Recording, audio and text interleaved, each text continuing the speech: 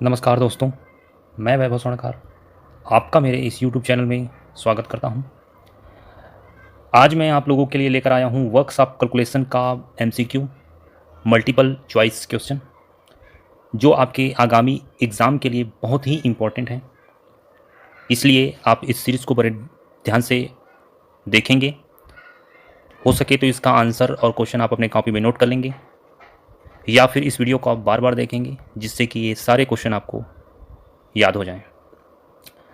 आज हम इस सीरीज़ में 50 क्वेश्चन कंप्लीट करेंगे। आपको करना बस ये है कि जैसे ही क्वेश्चन आपकी स्क्रीन पर आता है, आपको उसका आंसर स्वयं से देखना है। उसके बाद मैं आपको उसका आंसर बताऊंगा, जिसमें उसकी व्याख्या की ज़रूरत पड़ेगी, मैं उसका व्याख्या भी करूंगा। उसके बाद इस सीरीज़ के अंत में आपको अपने आंसर को मैच करना है। आपने कितने आंसर सही किए ये देखना है। अगर आपके स्कोर 30 प्लस हैं तो आपकी तैयारी अच्छी चल रही है, और यदि 30 से कम है तो आपको तैयारी करने की ज़रूरत है। मैं ऐसे ही एमसीक्यू वाले वीडियो आगे लाता रहूँगा। बस आप मेरे इस चैनल को सब्सक्राइब कर लीजिए, मेरे वीडियो को लाइक कीजिए और ज़्यादा से ज़्यादा शेयर कीजिए। तो चलिए इस सीरीज़ को हम स्टार्ट करते हैं। पहला क्वेश्चन आपकी स्क्रीन पर। पहला क्वेश्चन है कि 0.000659 को यदि दशमलव ये जो भिन्न है उसको साधारण भिन्न में बदलें तो उसका आंसर क्या होगा। ठीक है, आपके option A B C D में से एक आपको चुनना है, फिर मैं आपको उसका आंसर बताऊंगा। आई होप आप लोगों ने अपने आंसर सेलेक्ट कर लिए होंगे। तो इसका सही आंसर हो जाएगा डी। ठीक है, आप देख सकते हैं। आइए अगले क्वेश्चन की ओर चलते हैं। दूसरा क्वेश्चन आपकी स्क्रीन पर है, मैं क्वेश्चन पढ़ रहा हूँ। 0.003 का गुणा 0.5 से करने पर हमें क्या प्राप्त होगा। ठीक है, आपको आपके आंसर लिख लेने हैं अपने कॉपी में। मैं इसका आंसर बताने जा रहा हूँ। इसका आंसर होगा बी, यानी कि 0.0015। ठीक है, देख लीजिए आंसर नंबर। क्वेश्चन नंबर 3 की ओर चलते हैं। आपके क्वेश्चन आपकी स्क्रीन पर हैं। यदि किसी 225 मीटर लंबे तांबे के तार को 900 बराबर भागों में काटा जाए तो प्रत्येक भाग की लंबाई कितनी होगी, हमें यह बताना है। आप जल्दी से कैलकुलेट कर लीजिए। आपके ऑप्शन में पढ़ देता हूँ। ए 0.23 मीटर, बी 0.25 मीटर, सी 0.28 मीटर, या फिर डी 0.29 मीटर। ठीक है, आपके सही उत्तर हैं बी 0.25 मीटर। ये देखिए आंसर नंबर 4। क्वेश्चन नंबर 4 की ओर चलते हैं। क्वेश्चन नंबर 4 यह कह रहा है कि यदि कुल लंबाई, देखिए यहाँ पर एक इमेज दिया हुआ है, इमेज को मैं दिखा रहा हूँ आपको। इसकी कुल लंबाई यदि एल है, यानी कि 2.75 मीटर है, और हमें L1 और L2 का अनुपात दे दिया है, तो हमें बताना है कि L2 का मान क्या होगा। ठीक है, इसे आप सॉल्व करिए। तब तक मैं आपके ऑप्शन पढ़ देता हूँ। ए 1.1 मीटर, बी 1.25 मीटर, सी 1.65 मीटर, या फिर डी 1.75 मीटर। ठीक है, क्वेश्चन फिर से दिखा दूँ मैं आपको। ये रहे, इसका एक्सप्लेनेशन मैं आपको बताऊंगा, लेकिन उससे पहले मैं आपको इसका आंसर बता देना चाहूँगा। आई होप आप लोगों ने इसका आंसर निकाल लिया होगा। तो चौथे का आंसर हो जाएगा सी, यानी कि 1.65 मीटर। ठीक है, नेक्स्ट क्वेश्चन की ओर बढ़ते हैं। एक्सप्लेनेशन देख लीजिए आप। पांचवा क्वेश्चन है आपका। यदि एक मोटरसाइकिल टायर को 300 रुपये में बेचा जाता है तो उसे 25% का लाभ होता है, तो आपको उसका क्रय मूल्य यानी कि खरीद मूल्य क्या है ये बताना है। आप कैलकुलेट कर लीजिए। तब तक मैं आपके ऑप्शन पढ़ देता हूँ। ए 200, बी 220, सी 240, या फिर डी 260। ठीक है, आई होप आप लोगों ने कैलकुलेट कर लिया होगा। थोड़ा सा और समय ले लीजिए। तो इस प्रकार आपके ऑप्शन के अकॉर्डिंग आपके जो आंसर हो जाएंगे वो हो जाएंगे सी 240। ठीक है, देख लीजिए एक्सप्लेनेशन। ठीक है, छठवें क्वेश्चन की ओर चलते हैं। छठवां क्वेश्चन है आपका, इनमें से कौन सी अधातु है, हमें उस अधातु का नाम बताना है। ठीक है, आपके ऑप्शन है ए पारा, बी ग्रेफाइट, सी ब्रास या फिर डी आयरन। ठीक है, तो आपके आंसर हो जाएंगे बी ग्रेफाइट। ठीक है, नेक्स्ट क्वेश्चन की ओर चलते हैं। सातवां क्वेश्चन है आपका कि उस धातु का नाम क्या है जिसमें लोहा नहीं होता, आपको ये बताना है। ठीक है, आपके ऑप्शन में पढ़ देता हूँ। सातवां क्वेश्चन है ए फेरस मेटल यानी कि लौह धातु, बी नॉन फेरस मेटल यानी कि अलौह धातु, सी इंसुलेटिंग मेटल यानी कि कुचालक धातु, या फिर डी नॉन इंसुलेटिंग मेटल यानी कि सुचालक धातु। ठीक है, तो आपके आंसर हो जाएंगे बी नॉन फेरस मेटल यानी कि अलौह धातु। अगले क्वेश्चन की ओर चलते हैं। आठवां क्वेश्चन है कि इनमें से किस धातु को फोर्जेड नहीं किया जा सकता। एक प्रोसेस होता है, हम सब जानते हैं, हीट ट्रीटमेंट एक प्रोसेस है जिसके अंतर्गत हम मेटल को फोर्ज्ड करते हैं। ठीक है, तो इनमें से कौन सा वह धातु नहीं है जिसे हम फोर्ज्ड नहीं कर सकते, पूछ रहा है। आपके ऑप्शन है ए ऑलाइव स्टील, बी माइल्ड स्टील, सी स्टील या फिर डी कास्ट स्टील। ठीक है, तो आपके सही आंसर हो जाएंगे डी कास्ट आयरन यानी कि ढलवा लोहा। ठीक है, अगले क्वेश्चन की ओर चलते हैं। नवा क्वेश्चन है कि मध्यम कार्बन स्टील में कार्बन का प्रतिशत कितना है, आपको ये बताना है। ठीक है, हम सब जानते हैं, हम सब ने देखा हुआ है।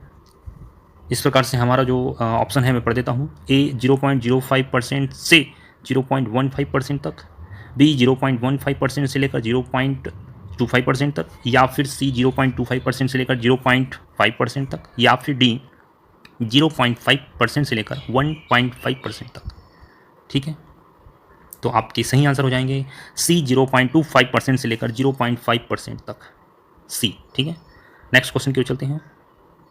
10वां क्वेश्चन, उच्च कार्बन स्टील में कार्बन का कितना प्रतिशत होता है, ये आपको बताना है। ठीक है, आपके ऑप्शन ए 0.02% से लेकर 0.03%, बी 0.15% से लेकर 0.25%, सी 0.25% से लेकर 0.50%, या फिर डी 0.50% से लेकर 1.50%। ठीक है, आपके सही उत्तर हो जाएंगे डी 0.50% से लेकर 0.150% तक। ठीक है, अगला क्वेश्चन की ओर चलते हैं। 11वां क्वेश्चन है आपके सामने कि किसी पदार्थ के द्रव्यमान की प्रति इकाई आयतन को हम क्या कहते हैं। ठीक है, तो हम सब जानते हैं कि किसी पदार्थ का जो द्रव्यमान है उसके प्रति इकाई आयतन को हम किस नाम से जानते हैं। ठीक है, आपके ऑप्शन मैं पढ़ देता हूँ। ए द्रव्यमान, बी भार, सी डेंसिटी यानी कि घनत्व, या फिर डी आयतन। आपके सही उत्तर हो जाएंगे सी डेंसिटी यानी कि घनत्व। ठीक है, नेक्स्ट क्वेश्चन की ओर चलते हैं। 12वां क्वेश्चन आपकी स्क्रीन पर है। 12वां क्वेश्चन कह रहा है कि एक लोहे के घन का घनत्व आर ग्राम पर सेंटीमीटर क्यूब में कितना होगा यदि इसका भार यानी कि वेट 4.8 किलोग्राम और आयतन यानी कि वॉल्यूम 640 सेंटीमीटर क्यूब है। ठीक है, आपके ऑप्शन मैं पढ़ दे रहा हूँ, आपको इसे सॉल्व करना है यदि आपको इसका फार्मूला पता है तो। ठीक है, आपके ऑप्शन है ए 6.6 ग्राम पर सेंटीमीटर क्यूब, बी 6.9 ग्राम पर सेंटीमीटर क्यूब, सी 7.2 ग्राम पर सेंटीमीटर क्यूब, या फिर डी 7.5 ग्राम पर सेंटीमीटर क्यूब। आई होप आप लोगों ने इसका आंसर निकाल लिया होगा। मैं आपको सही उत्तर बताने जा रहा हूँ। 12वां का आपका सही उत्तर हो जाएगा डी यानी कि 7.5 ग्राम पर सेंटीमीटर क्यूब। ये देख लीजिए एक्सप्लेनेशन। चलिए 13वां क्वेश्चन की ओर आते हैं। 13वां क्वेश्चन क्या बोल रहा है? 13वां क्वेश्चन बोल रहा है कि दिए गए ब्लॉक का हमको भार निकालना है किलोग्राम में यदि इसका आयतन 320 सेंटीमीटर क्यूब और घनत्व 8.9 ग्राम पर सेंटीमीटर क्यूब है। ठीक है, तो देख लीजिए दिया क्या है और ज्ञात क्या करना है। फार्मूला आपको पता है, जल्दी से जल्दी कैलकुलेट कीजिए। तब तक मैं आपके ऑप्शन पढ़ देता हूँ। ए 2.948 किलोग्राम, बी 2.848 किलोग्राम, सी 2.648 किलोग्राम, या फिर डी 2.448 किलोग्राम। ठीक है, एक बार और आप क्वेश्चन देख लीजिए। आपके सही उत्तर हो जाएंगे बी 2.848 किलोग्राम। ये देखिए। चलिए 14वें क्वेश्चन की ओर आते हैं। आपका 14वां क्वेश्चन है कि गति की इकाई क्या है। हमको बताना है कि गति की इकाई क्या है। देखिए फार्मूला आपको पता है क्या होता है। आपके ऑप्शन है ए मीटर पर सेकेंड, बी मीटर पर सेकेंड स्क्वायर, सी मीटर पर मिनट, या फिर डी संवेग में परिवर्तन बटे समय। ठीक है, तो आपका 14वां का आंसर हो जाएगा ए मीटर प्रति सेकेंड। देखिए फॉर्मूला। चलिए आगे बढ़ते हैं 15वां क्वेश्चन की ओर।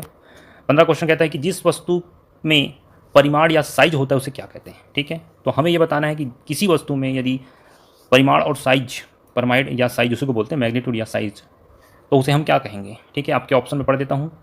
ए speed, B velocity, C vector quantity यानी कि सदिश राशि, या फिर D change in momentum upon time यानी कि संवेग में परिवर्तन बटे समय।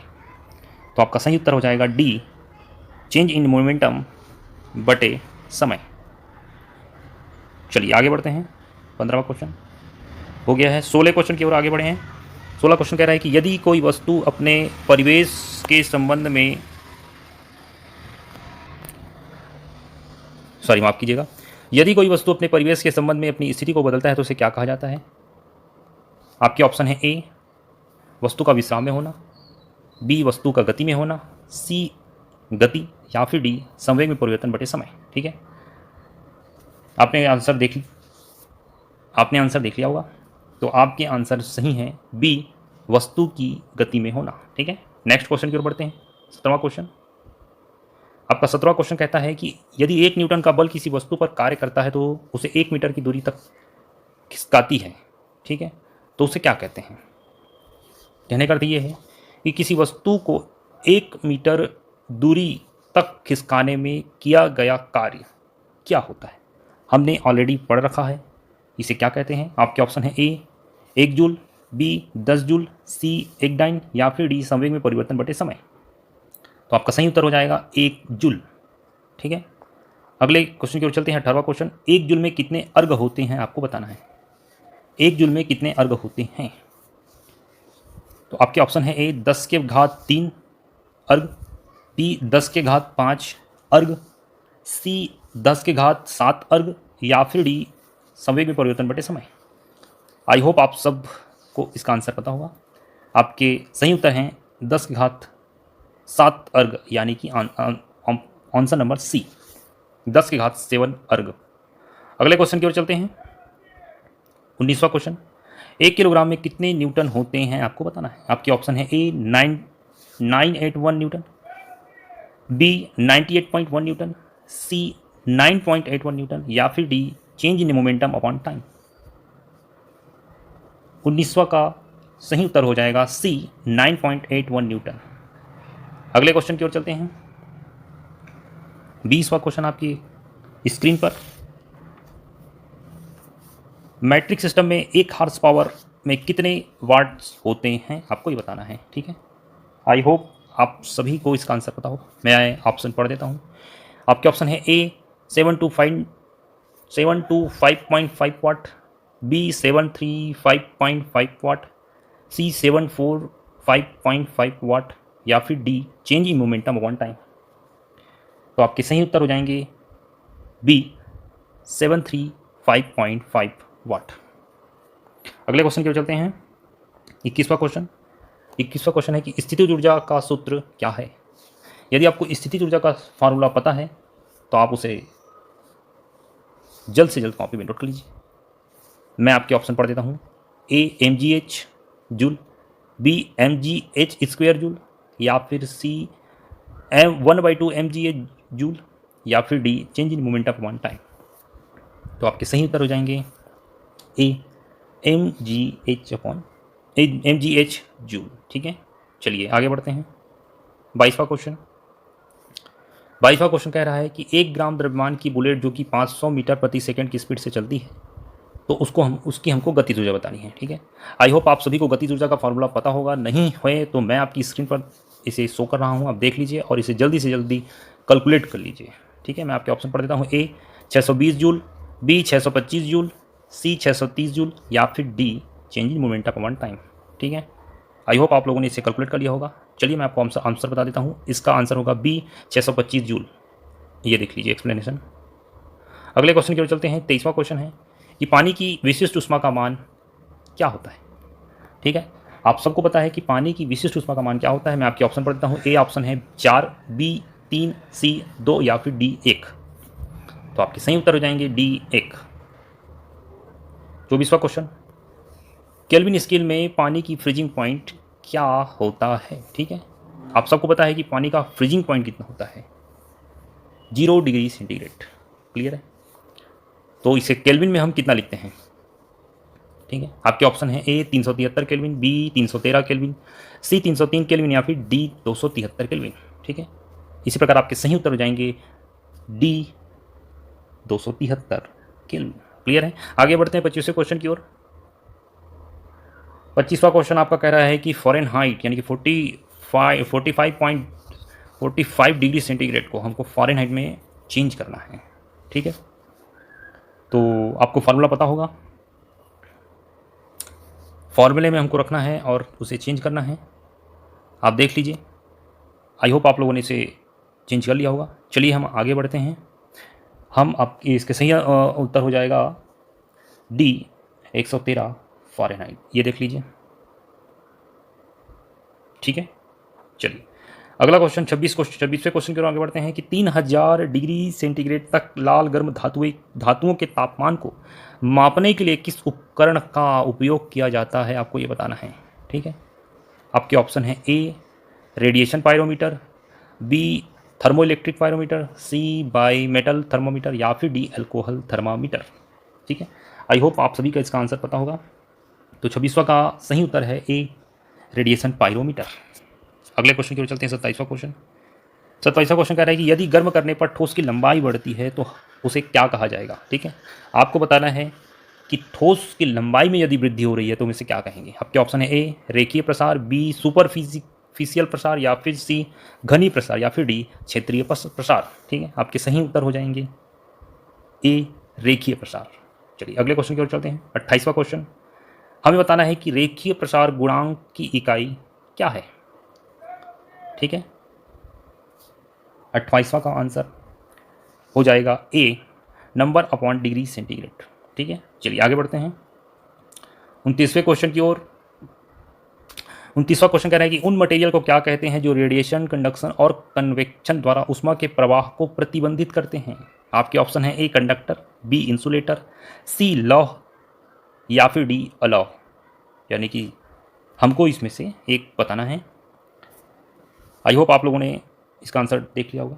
तो 29वां का आंसर है बी इंसुलेटर। चलिए आगे बढ़ते हैं 30वें क्वेश्चन की ओर। 30वां क्वेश्चन कह रहा है कि इनमें से कौन सा ऊष्मा रोधक है। आपको बताना है कि इनमें से कौन सा ऊष्मा रोधक है। ए थर्मोकोल, बी कॉपर, सी ब्रास या फिर डी एल्यूमिनियम। ठीक है, तो 30वें क्वेश्चन का सही आंसर हो जाएगा ए थर्मोकोल। चलिए आगे बढ़ते हैं 31वें क्वेश्चन की ओर। मर्क्यूरी यानी कि पारे का हमको क्या बताना है। देखिए इसमें थोड़ा सा कन्फ्यूज़न ये है कि इसमें थोड़ा सा मिस्टेक है। बॉइलिंग इंग्लिश में लिखा हुआ है जबकि गलनांक हिंदी में लिखा है, दोनों का मीनिंग अलग अलग होता है। ठीक है, तो हमें इस दोनों मतलब अब जैसे अकॉर्डिंग टू ऑप्शन आपको बताना है, तो हमें आप बता दीजिए कि पारे का क्वथनांक कितना होता है। A 357 degree centigrade, B 280 degree centigrade, C 759 degree centigrade या फिर डी 767 डिग्री सेंटीग्रेड। ठीक है, तो इसका सही उत्तर हो जाएगा ए 357 डिग्री सेंटीग्रेड। देख लीजिए एक्चुअल में ये होता है। आपको गलनांक और क्वथनांक दोनों को याद रखने हैं। ठीक है, चलिए आगे बढ़ते हैं अगले क्वेश्चन की ओर। 32वां क्वेश्चन क्या बोल रहा है कि प्रतिरोध की इकाई क्या है, यानी कि रेजिस्टेंस। आपके ऑप्शन है ए एम्पियर, बी वोल्ट, सी ओम या फिर डी वाट। तो हम सबको पता है कि प्रतिरोध यानी कि रेजिस्टेंस की इकाई होती है ओम, जिसे हम ओम के चिन्ह से दर्शाते हैं। ठीक है, चलिए आगे बढ़ते हैं। 33वां क्वेश्चन है कि पदार्थ के कौन से गुण के कारण वह विद्युत के प्रवाह का विरोध करता है। आपको बताना है कि पदार्थ का वह कौन सा गुण है जिसके कारण वह विद्युत का क्या करता है, प्रवाह का विरोध करता है। आपके ऑप्शन है ए धारा, बी वोल्टेज, सी प्रतिरोध या फिर डी EMF यानी कि इलेक्ट्रोमोटिव फोर्स। ठीक है, तो आपके सही उत्तर हो जाएंगे सी, प्रतिरोध। चलिए आगे क्वेश्चन बढ़ते हैं। 34वां क्वेश्चन है कि कौन सा बहुत अच्छा कंडक्टर है। हमको बताना है कि which is a good, very good conductor. ठीक है, ऑप्शन है ए तांबा, बी कास्ट आयरन, सी रॉट आयरन या फिर डी स्टील। आई होप आप सबको इसका आंसर पता होगा। इसका आंसर सही आंसर है ए तांबा। चलिए 35वां क्वेश्चन की ओर चलते हैं।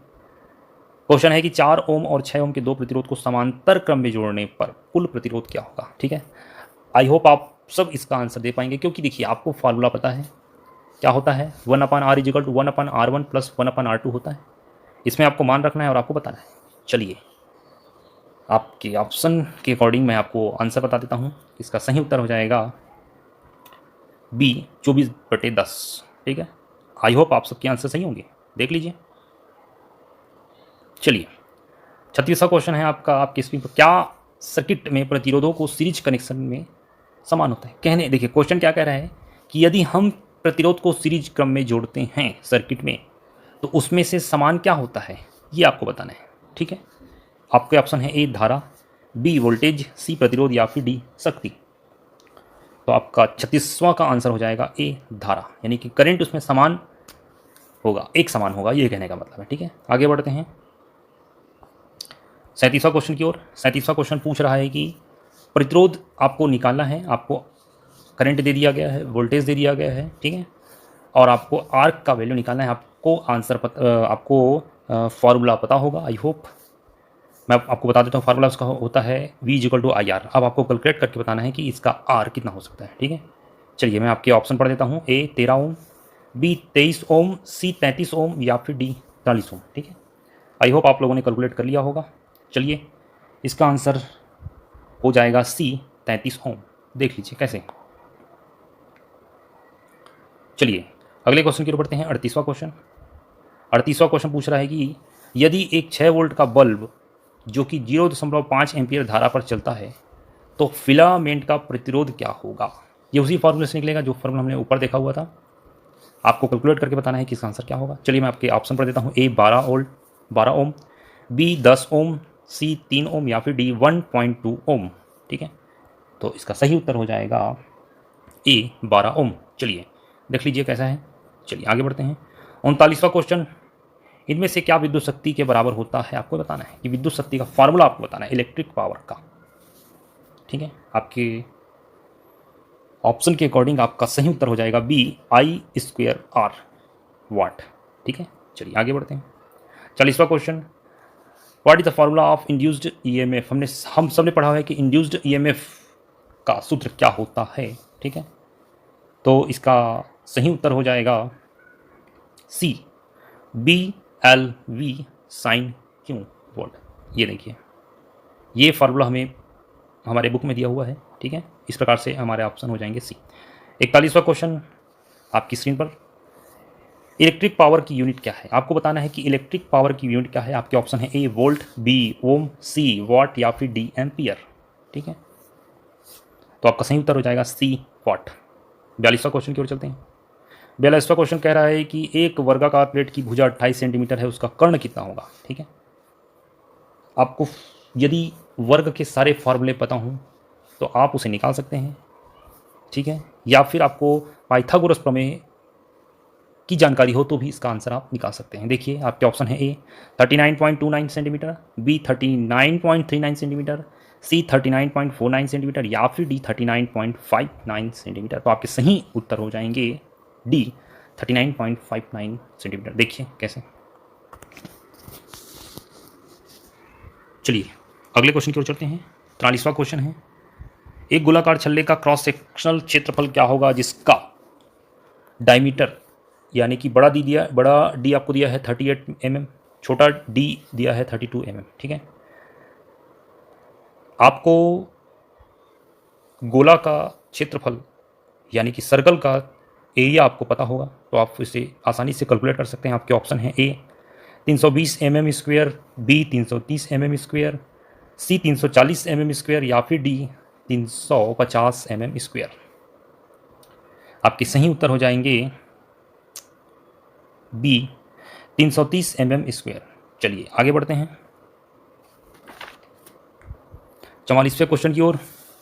और 44वां क्वेश्चन क्या कहता है कि उस सिलेंडर का आयतन क्या है जिसकी त्रिज्या 7 सेंटीमीटर, ऊंचाई 12 सेंटीमीटर है। ठीक है, क्या आपको सिलेंडर का आयतन पता है? यदि पता है तो आप उसका आंसर आसानी से निकाल सकते हैं। आपके ऑप्शन है ए 1842 सीसी, बी 1844 सीसी, सी 1846 सीसी या फिर डी 1848 सीसी। ठीक है, तो आपके सही उत्तर हो जाएंगे डी 1848 सीसी। देखिए कैसे, फॉर्मूला देख लीजिए आप। 45वें क्वेश्चन की ओर चलते हैं। 45वां क्वेश्चन कह रहा है कि एक कॉनिकल टैंक की क्षमता क्या है जिसकी त्रिज्या 2 मीटर और ऊंचाई 5 मीटर है। तो आपको कॉनिकल टैंक का आयतन का फॉर्मूला पता होना चाहिए। आपके ऑप्शन है A 11 metre square, B 21 metre square, C 31 metre square या फिर डी 41 मीटर स्क्वायर। ठीक है, तो आपके सही उत्तर हो जाएंगे बी 21 मीटर स्क्वायर। देखिए अगले क्वेश्चन की ओर चलते हैं।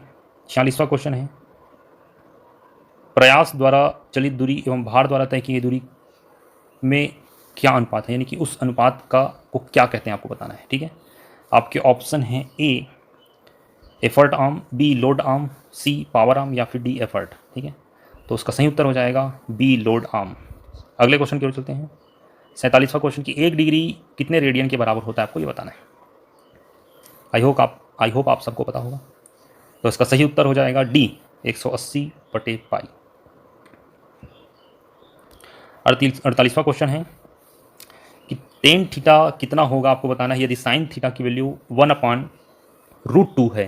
ठीक है, तो हम सब जानते हैं कि इसका आंसर क्या होगा। मैं आपके ऑप्शन पढ़ देता हूँ, ए 1/√2, बी √3/2, सी 1 या फिर डी 1/√3।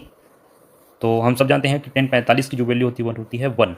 ठीक है, अगले क्वेश्चन की ओर चलते हैं। सेकंड लास्ट क्वेश्चन 49वां क्वेश्चन कह रहा है कि एसी की ऊंचाई को निकालना। ये देखिए आपके स्क्रीन पर ये जो इमेज आ रहा है उसमें आपको एसी यानी कि इस लंबाई का या हाइट का जो भी आप मान सकते हैं, एक्स मान लीजिए, उसका आपको क्या बताना है, ऊंचाई बताना है। ठीक है, इस ट्रायंगल का समझ लीजिए। ठीक है, तो इसका ऑप्शन हो जाएगा ए 1.732 मीटर, बी 17.32 मीटर, सी 173.2 मीटर या फिर डी 1732 मीटर। ठीक है, तो इसके सही आंसर हो जाएंगे सी 173.2 मीटर। देखिए कैसे। ठीक है, चलिए लास्ट क्वेश्चन की ओर चलते हैं कि थीटा कोण कितना होगा, आपको बताना है। ये देखिए फिर से वही क्वेश्चन आ गया, समझ लीजिए। फॉर्मूला वही लगेगा टेन थीटा का। आपके ऑप्शन है ए 30 डिग्री, बी 45 डिग्री, सी 60 डिग्री या फिर डी 90 डिग्री। तो आपका सही उत्तर हो जाएगा सी 60 डिग्री। ठीक है, आई होप आप सभी ने इसका आंसर दिया है। और अब आप कैलकुलेट कर लीजिए कि आपके कितने आंसर सही हुए हैं, कितने आंसर गलत हुए हैं। यदि 30+ है तो आपकी तैयारी अच्छी चल रही है, उसे आप कंटिन्यू रखिए। और यदि 30 से कम है आपकी स्कोर तो मैं कहूँगा कि आपको ज़्यादा से ज़्यादा मेहनत करना है। तो आज के लिए बस इतना ही। धन्यवाद। मेरे चैनल को सब्सक्राइब कर लीजिए, इस वीडियो को लाइक कीजिए और ज़्यादा से ज़्यादा शेयर कीजिए।